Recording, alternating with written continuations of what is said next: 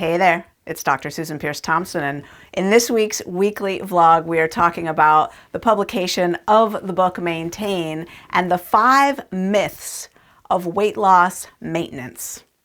So this is the 5th book on food and weight loss that I have published, and I believe it's going to be the last one.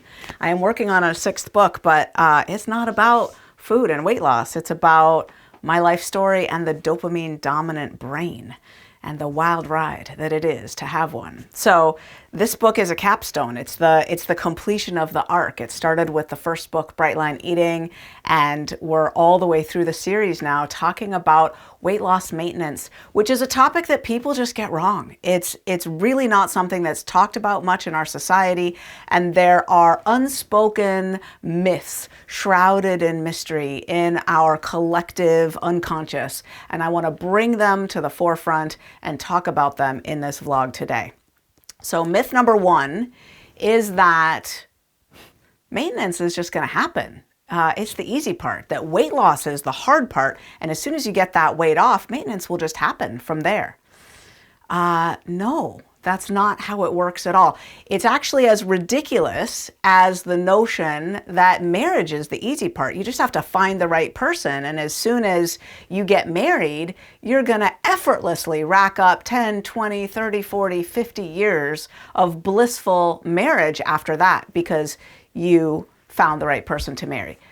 No, that's not how it works. Anyone who's been married a long time knows that marriage is a thing, and being happily married takes work, and it's not just gonna happen because you got married. So yeah, and we're gonna talk about some of the other myths of weight loss maintenance that make maintenance such a thing and make that myth so faulty and foolhardy. Okay, let's talk about the other 4. So myth number 2 is that when you get the weight off, it's time to celebrate with food. I have so many people that I know who have a story of hitting some sort of self-conceived magical number of a goal weight that they were aiming for, and then buying a bag of M&Ms on the way home after they weigh in at the clinic to celebrate. So many people do this. And as a matter of fact, I think that there's an unspoken saboteur gremlin in our minds that believes that once you've lost the weight, now you get to loosen things up. Now you get to go back to eating how you used to eat. Now you get to, again, have that thing you've been depriving yourself of to get the weight off. And that is the epitome of the weight loss, weight regain yo-yo cycle, the diet mentality cycle, is that dieting is a state of deprivation after which you hit some target number and you get to unshackle yourself from the chains of the diet and eat some things that you haven't been eating.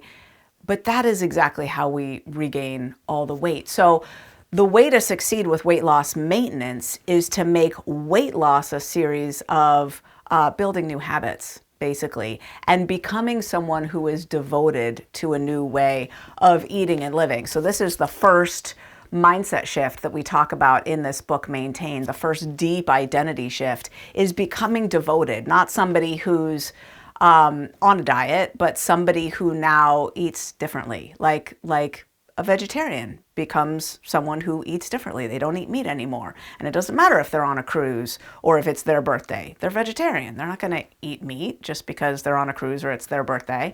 That's the level of devotion that you need to have to your new way of eating and living to be someone who will keep the weight off when you actually get it off.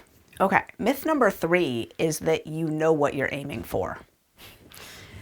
And I don't find that that's by and large the case. I've coached thousands of people to get down to their goal weight and live there happily. And what I find is that in 2 ways this is wrong. First of all, I would say most people don't know what they're aiming for, even in the literal physical sense of what number, what range, like what's my target.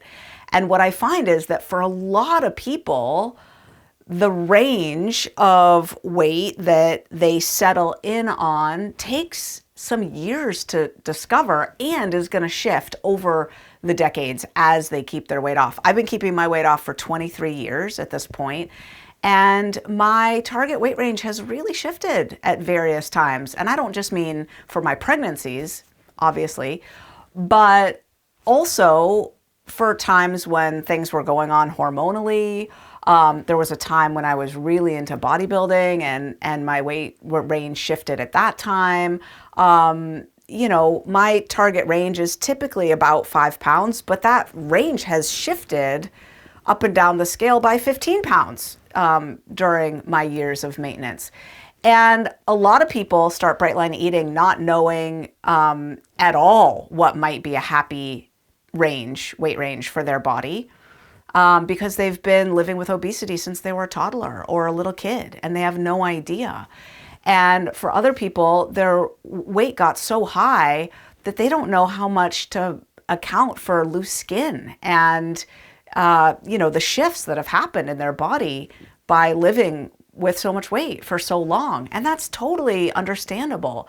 Oftentimes you need to get the weight off to really, kind of get down there and see how it feels. See if your body protests and complains as you try to get down, to a number that it's not happy with. And you're going to need to, settle at a slightly higher range. It really varies. And by and large, a lot of people do not know what they're actually aiming for in terms of a target weight range.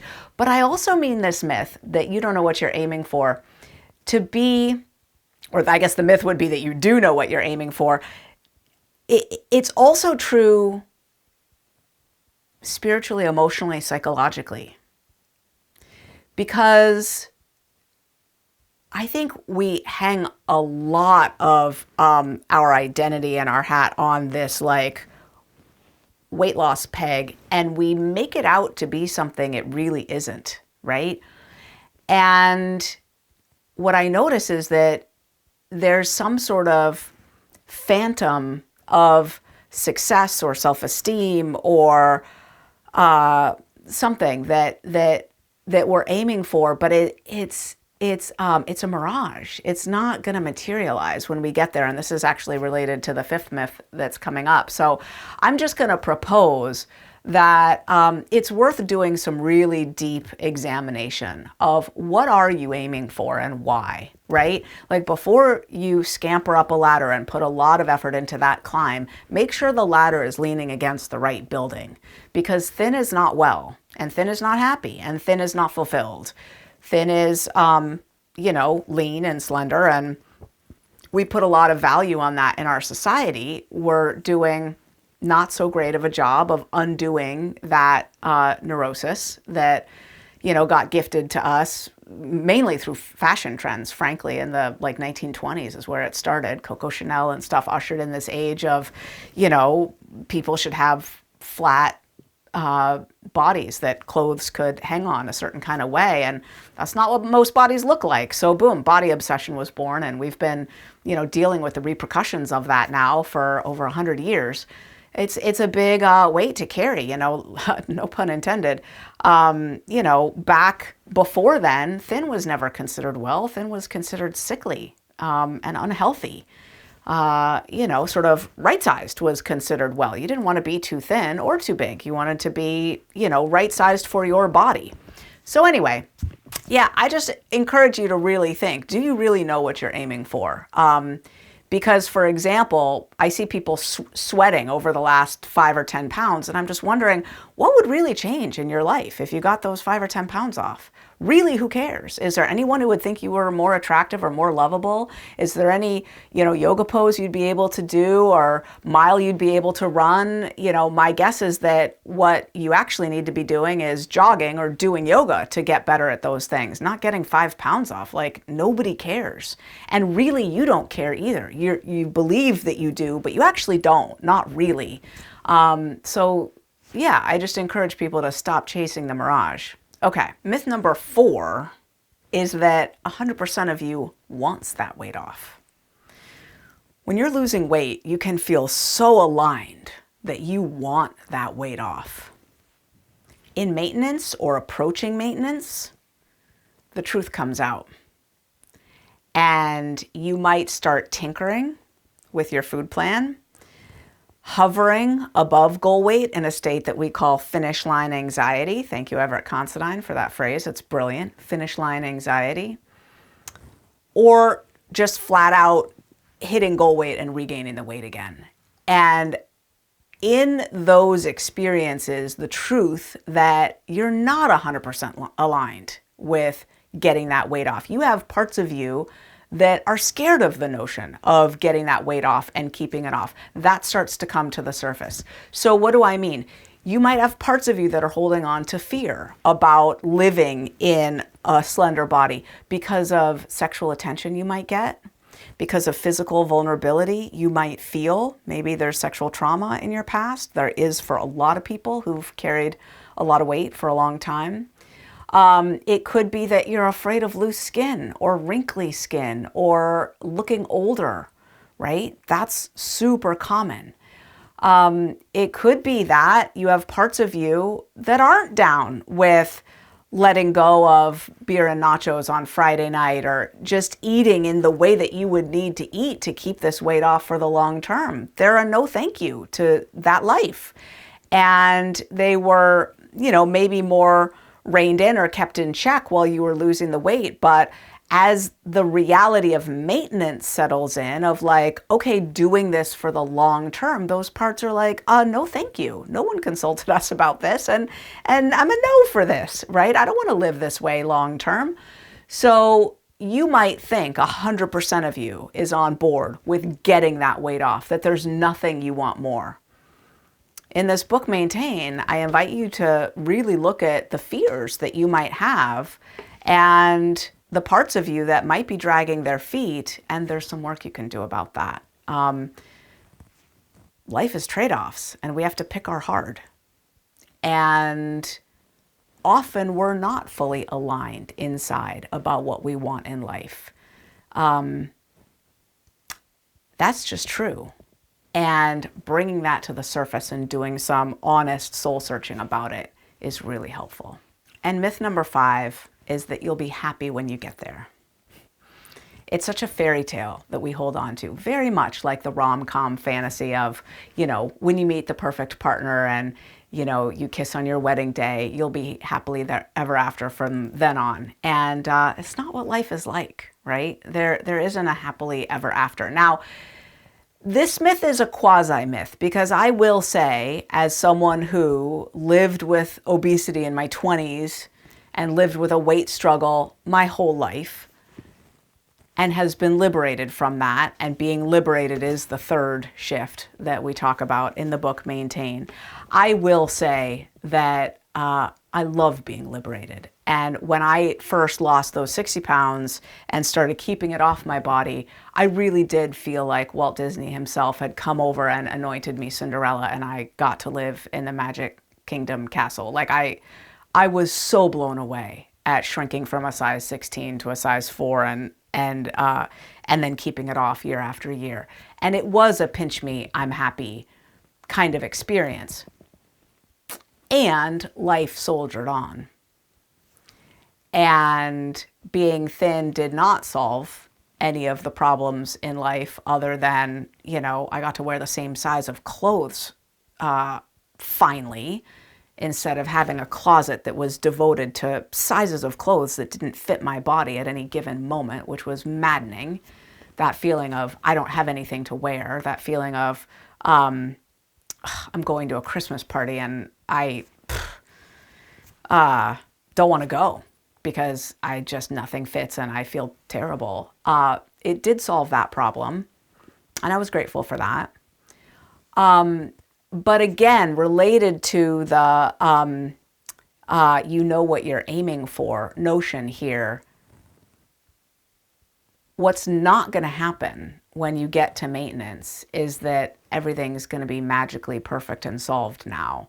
If you're one of the folks like me who used to look at people who were in a slender body and think that they had some sort of perfect life, some sort of fairy tale life that you were exempt from, that's not true. And it's not about to be manifest in your life just because you get weight off. And here's the litmus test I want you to use. If you're on a weight loss journey, let's say you have 50 pounds to lose. Let's say you have 150 pounds to lose. If you're 5 pounds from wherever you think you're trying to get, are you already experiencing 98% of the happiness that you expect to get when you get those last 5 pounds off? Because if you're not, you have magical thinking going on. It's not 100% better to get the last 5 pounds off than it was to be, in a state where you had almost all the weight off. The reality is that to eat in alignment with your values, to be treating yourself well with food, to have developed the habits of someone who is well-resourced and doesn't need to turn to food to cope with life anymore, to, have so much of the weight off that you're 5 pounds from, what is probably going to be enough, and to get to wear the clothes that you now get to wear, to have all of that behind you and to be living in that new lifestyle should be conferring pretty much all of the happiness that you're gonna get when you get those last 5 pounds off. But if you've got diet mentality going on and you're obsessed with a number, you may very well feel not much of that happiness that you're expecting to be there when you get those last 5 pounds off, and that's a big red flag. That's a sign of diet mentality. I love it when I'm coaching people who've lost 10 pounds, 20 pounds of the 100 pounds that they expect to lose, and they already feel like they've hit the jackpot. The reality is that the maintenance mindset starts the minute you adopt it. The minute you decide that you're devoted to this plan, that you're not going anywhere ever, you've found it. The moment you fixate on becoming more resourced, on building the habits, both on the daily level, like meditation and a gratitude list and regular food shopping and food prep and a good brisk daily walk and those types of habits, and also the macro tools of like, I got to get into therapy and figure out, what my deeper issues are. I got to do some deep hearts work and befriend the exiled, wounded inner children inside of me. I've got to really, really look at my life history and what went off the rails, right? As soon as you start doing that work, you're devoted, you're resourced, and you're liberated from the food struggle already. You're like, I'm doing it. I'm eating the way I want to be eating. I'm doing it for the long term. I'm liberated already. The people I coach who have that kind of experience, the maintenance mindset, toward the beginning of their journey, they haven't even lost yet, 80% of the weight that they're going to lose, but they're already feeling like they're there. They've arrived. They're on the path they want to be on. Those are the folks that will be happy when they get to maintenance, but no happier than they are right now. They're already there. They're already there. You can have that experience, that maintenance bliss, that I have arrived bliss, the minute you dial in your journey in the right way with a maintenance mindset from the beginning. This book teaches you how to do it. Don't go thinking that thin is well and there's some magical number that's going to solve your life problems. It doesn't work that way. It's a myth. It's a myth. But it is lovely to get on a path that's real and deep and purposeful and get devoted and resourced and liberated and stop with the yo-yo dieting already. It is amazing. And you will be happy when you get there. So, congratulations to our community. We've now birthed 5 amazing books. Maintain, published yesterday, April 21st, 2026. The 10-year anniversary of Prince's passing. Rest in peace, beloved Prince. Happy birthday, Maintain. That is the weekly vlog. I'll see you next week.